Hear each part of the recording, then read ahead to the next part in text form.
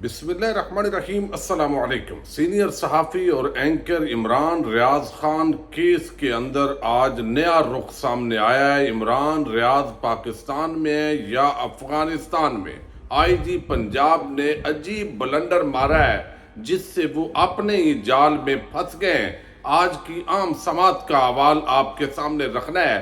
سمیع ابراہیم رات گئے، رہا کر دیے گئے ہیں، بازیاب ہو گئے ہیں، لیکن اس وقت وہ ہاسپٹل میں ایڈمٹ ہیں۔ آخر یہ کیا معاملہ ہے؟ دوسری طرف نواز شریف کے حق میں ایک درخواست آج لاہور ہائی کورٹ نے خارج کر دی ہے، اور شہباز شریف کس طرح اب حواس باختہ ہو چکے ہیں، اس پر بھی بات ہوگی، اور امید کروں گا کہ آپ سماعت کریں گے اور اپنے قیمتی فیڈ بیک سے ضرور آگاہ کریں گے۔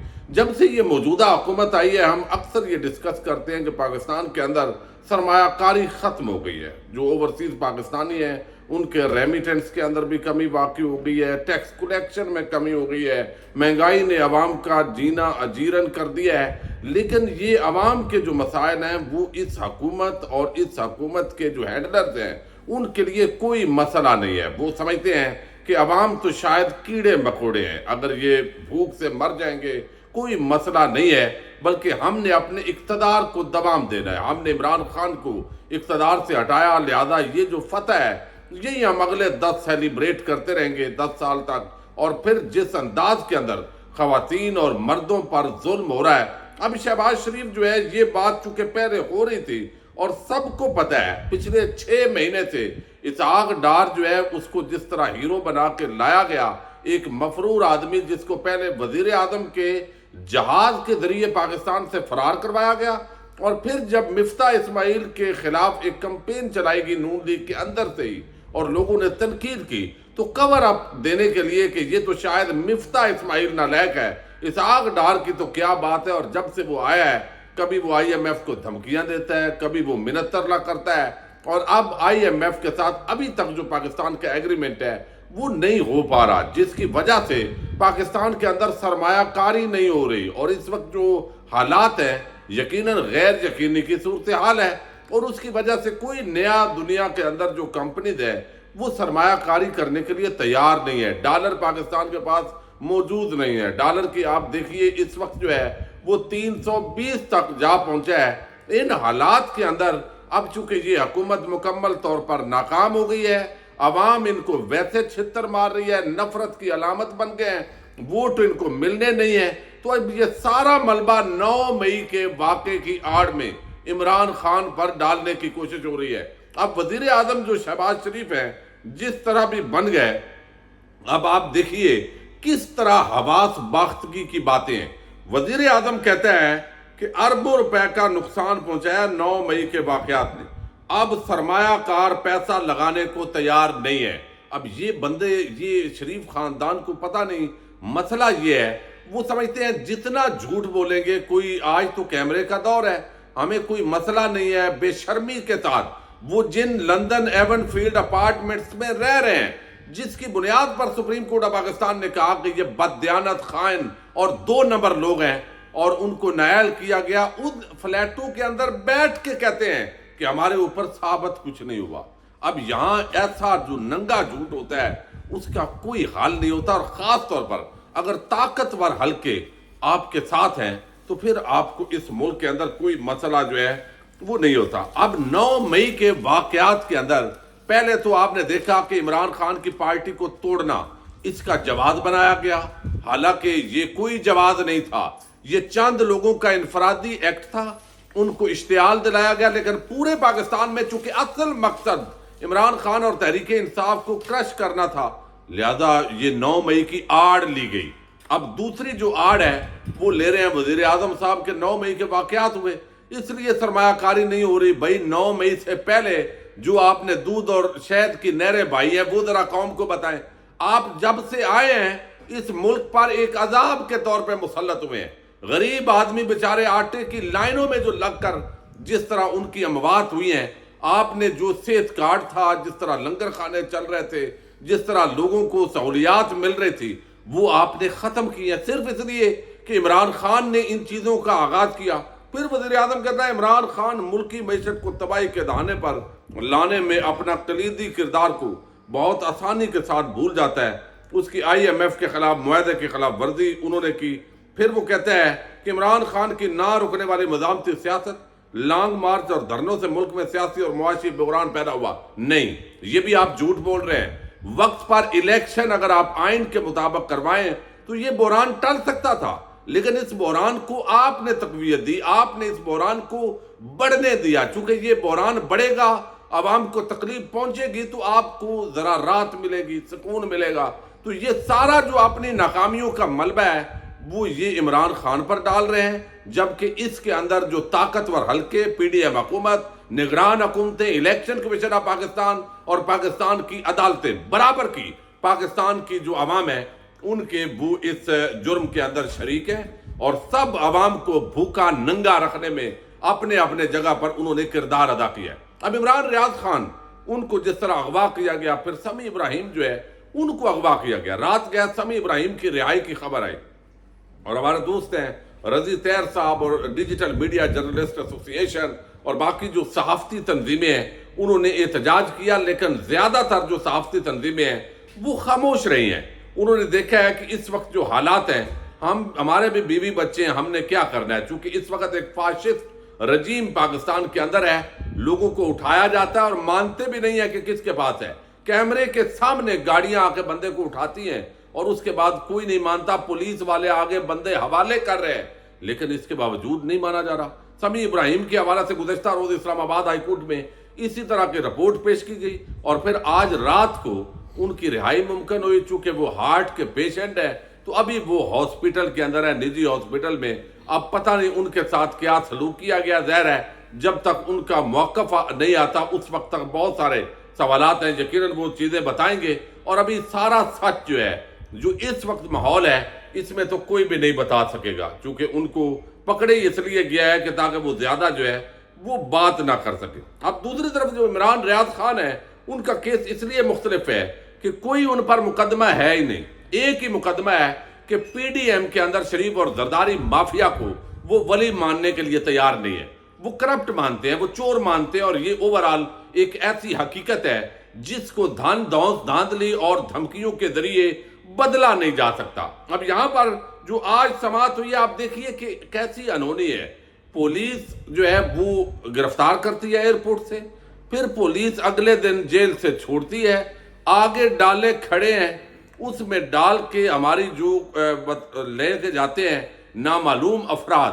اب یہ سارا کچھ پولیس کی سرپرستی میں ہو رہا ہے، حوالگی ہو رہی ہے، لیکن اس کو رہائی کا نام دیا گیا. اور یہ سارا ریکارڈ آنے کے باوجود IG کہتا ہے کہ ایجنسیاں کہتی ہیں ہمارے پاس نہیں ہے، اور ایجنسیاں کہتی ہیں جی ہمیں نہیں پتا. اب یہاں پہ آج ایک نیا پنڈورا باکس کھلا ہے اس کیس کے اندر. اب جو supreme chief justice Lahore high court ہے امیر حسین بھٹی، جو مقدمہ سن رہے ہیں، ان کو بھی پتا ہے کہ کس کے پاس ہے. اس کے باوجود آپ دیکھیے کہ اس دور میں ججز اتنے بے بس ہو گئے ہیں. ایک تو قاضی فائد عیسیٰ کے ذریعے سپریم کورٹ کو تقسیم کیا گیا، مافیا کو انہوں نے صحیح سہولت کاری فراہم کی ہے. دوسری طرف جو ہے وہ آج جو سماعت ہوئی، اس کے اندر تو میں سمجھتا ہوں بہت چونکا دینے والی بات کی گئی ہے. اور یہ IG پنجاب کا ایسا بلنڈر ہے اور کھلا ہے، اور اس پر توہین عدالت کی کارروائی ہونی چاہیے، لیکن کرے گا کون؟ اب IG پنجاب نے پچھلی سماعتوں کے اندر یہ واضح طور پر کہا کہ یہ جو ہے وہ ہمارے جو لوگ چھاپا مارنے والے تھے لاہور کے اندر، اور جو عمران ریاض کے گھر پر مارا گیا، اور سیالکوٹ، یہ ایجنسی کے بندے تھے. اب یہ تسلیم کر لیا کہ وہ جو لے جانے والے ہیں اور سامنے جن کی ویڈیو آئی ہے وہ ایجنسی کے آدمی ہے. تو اس کا مطلب ہے کہ IG پنجاب نے خود اشارہ کیا کہ یہ ایجنسیوں کا کام ہے. لیکن آج وہ کہتے ہیں کہ وزارت دفاع اور داخلہ سے پوچھا ہے، اور انہوں نے نمائندہ بھی آج ان کا پیش ہوا ہے وزارت دفاع کا کہ جناب ہمارے پاس نہیں ہے، ہمیں علم نہیں ہے. اب آج جو سماعت ہوئی یہ میں نے آپ کے سامنے اس لیے رکھنی ہے کہ وہ کہتے ہیں آج IG پنجاب ڈاکٹر عثمان انور نے 16 مئی کو یہ BBC کو بتایا تھا کہ عمران ریاض کو 11 مئی کو گرفتار کر کے جیل میں ڈالا گیا، جہاں انہوں نے تحریری بیان میں اچھے رویے کی یقین دہانی کروائی جو عدالت میں بھی پیش کر دی گئی. بندہ تو آلریڈی جو ہے وہ ایئرپورٹ سے بیرون ملک جا رہا تھا، تو پکڑنے کی کیا ضرورت تھی؟ گرفتاری اور رہائی کے اگلے روز ان کے گھر والوں کی طرف سے ان کے لاپتہ ہونے کی رپورٹ جمع کروائی گئی اور 15 مئی کو لاہور ہائی کورٹ نے عمران ریاض کی بازیابی کے لیے 48 گھنٹے کی مہلت دی۔ منگل کے روز اس کیس کی لاہور ہائی کورٹ میں سماعت chief justice Lahore high court نے آئی جی پنجاب سے استفسار کیا کہ بتائیے اب تک عمران ریاض مسنگ پرسن کیوں ہے، جو آج سماعت ہوئی ہے۔ انہوں نے یہ بھی دریافت کیا کہ کیا اس ضمن میں وزارت دفاع اور وزارت داخلہ سے کوئی رپورٹ آئی ہے۔ اس پر آئی جی پنجاب نے بتایا کہ پولیس نے جیو فینسنگ کی ٹیکنیک استعمال کی ہے مگر اب تک کوئی نمبر لوکیٹ نہیں ہو سکا ہے۔ انہوں نے یہ بھی کہا کہ تشویشناک بات یہ ہے کہ عمران ریاض کے معاملے میں کچھ غیر ملکی نمبرز بھی استعمال ہوئے ہیں، جو نمبر استعمال ہوئے ہیں وہ افغانستان کے ہیں۔ اب یہ ایک بڑا چونکا دینے والی بات ہے کہ افغانستان کے نمبر ہیں، تو اس کا مطلب ہے کہ اگر عمران ریاض پاکستان کی کسی نامعلوم جو ہماری ہوتی ہیں ان کے پاس ہے، تو اس کا مطلب ہے وہ بھی افغانستان کے نمبر استعمال کر رہے ہیں اور ان کے اس طرح کے معاملات چل رہے ہیں پاکستانیوں کے حوالے سے۔ اور دوسرا یہ ہے کہ اگر وہ پولیس کی کسٹڈی میں اور اس طرح کے لوگوں سے اگر وہ افغانستان ہے خدا نخواستہ عمران ریاض، تو یہ اور زیادہ خطرناک بات ہے۔ بارڈر کراسنگ یہ ساری کس کی ذمہ داری ہے؟ تو اوورآل آئی جی پنجاب نے بڑے ٹیکنیکل انداز میں اس کا سارا جو ملبہ ہے وہ ایجنسیوں پر ڈالا ہے۔ اب ایجنسیز کہتی ہیں ہمارے پاس نہیں ہے۔ اب یہ ساری چیزیں اس موقع پر سیکرٹری دفاع کے نمائندے نے عدالت کو بتایا کہ ابھی تک عمران ریاض کا کوئی سراغ نہیں مل سکا۔ Chief justice Lahore high court نے واضح کیا کہ انہوں نے اس کیس میں جاری کردہ اپنے آرڈر میں یہ نہیں کہا تھا کہ عمران ریاض ایجنسیوں کے پاس ہے، ہم نے تو یہ کہا کہ ایجنسیوں سے مدد لے، اس کے علاوہ کون ڈھونڈ سکتا ہے۔ اب آئی جی پنجاب کو حکم جاری کیا کہ وہ ان سے چیمبر میں آ کر ملاقات کریں۔ اب جو میاں علی اشفاق ایڈوکیٹ ہیں انہوں نے بھی بعد میں گفتگو کی اور اس گفتگو کے اندر جو ہے وہ بڑا واضح انداز کے اندر وہ دلاسے دے رہے ہیں کہ ہے کہیں ادھر ہی، لیکن ابھی تک جو ہے وہ بتانے کی پوزیشن میں نہیں ہے، نہ ہی ہمیں کوئی علم ہے۔ دوسری طرف جو ہے یہ ظلم بربریت ہو رہی ہے۔ اب جو نواز شریف ہیں ان کی ایک درخواست جو ہے ان کی اپنی تو نہیں ہے، لیکن ان کے جو ہے آپ سمجھیے جو کرتا دھرتا ہیں حامی، ان وکیل صاحب کی طرف سے ایک درخواست دائر ہوئی ہے۔ انہوں نے کہا کہ عمران خان جو ہے ان کو پارٹی سے نائل نہیں کیا گیا، وہ چیئرمین برقرار ہیں، لیکن جسٹس باقر علی نجفی کی جو ہے وہ عدالت کے اندر یہ مقامی وکیل ہے آفاق احمد، یہ بھی کئی جو درخواستیں ہیں، کچھ لوگ ایم ڈی طاہر صاحب ایک زمانے میں ہوتے تھے اور اب یہ ہیں چند لوگ، یہ درخواستوں پہ درخواستیں ڈال دیتے ہیں، اور ان درخواست کے گزار آفاق احمد نے عدالت میں موقف کیا کہ جو وقوع نواز شریف کے ساتھ تھا اب عمران خان کے ساتھ ہے، یعنی مکالمہ اس پر عدالت نے کہا بھائی آپ اپنی استدعا پڑھیں، نواز شریف کو پارٹی صدر کے عہدے پر بحال کیا جائے، جبکہ عمران خان، شیخ رشید اور سراج الحق صادق اور امین نہیں رہے، ان کے خلاف کارروائی کی جائے اور الیکشن کمیشن کو ریکارڈ کی درستگی کا حکم دیا جائے۔ سپریم کورٹ نے نواز شریف کو 2 کیسز میں نائل کیا تھا اور آپ کو سپریم کورٹ سے ریلیو مل سکتا ہے۔ تو یہ جو درخواست ہے نواز شریف کی پارٹی چیئرمین شپ کی جو اہلیت ہے، اس حوالے سے لاہور ہائی کورٹ کے علی باقر نجفی صاحب حالانکہ شریف خاندان کے حوالے سے کوئی درخواست بھی جانے نہیں دیتے، خارج کرنے کی امید کم ہوتی ہے، لیکن اس کے اندر چونکہ سپریم کورٹ آف پاکستان فیصلہ دے چکی ہے تو انہوں نے کہا ہے کہ آپ سپریم کورٹ آف پاکستان سے رجوع کریں، یہاں سے آپ کی جو درخواست ہے وہ قابل سماعت ہی نہیں ہے، چونکہ پہلے رجسٹرار آفس میں جو ہے وہ اعتراض لگایا تھا اور آج اس اعتراض کو دور کرنے کے لیے ایک جو جج ہیں علی باقر نجفی، انہوں نے اس کی سماعت کی اور انہوں نے کہا چونکہ سپریم کورٹ آف پاکستان نے نائل کی ہے لہذا ہائی کورٹ اس کو اہل نہیں کر سکتے، آپ کی درخواست خارج کی جاتی ہے۔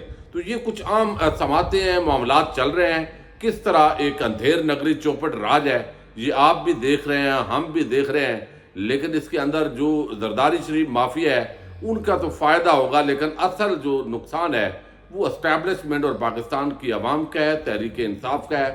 دیکھتے ہیں آنے والے دنوں کے اندر یہ جو سیاہ گہرے بادل ہیں یہ چھٹتے ہیں یا مزید گہرے ہوتے ہیں۔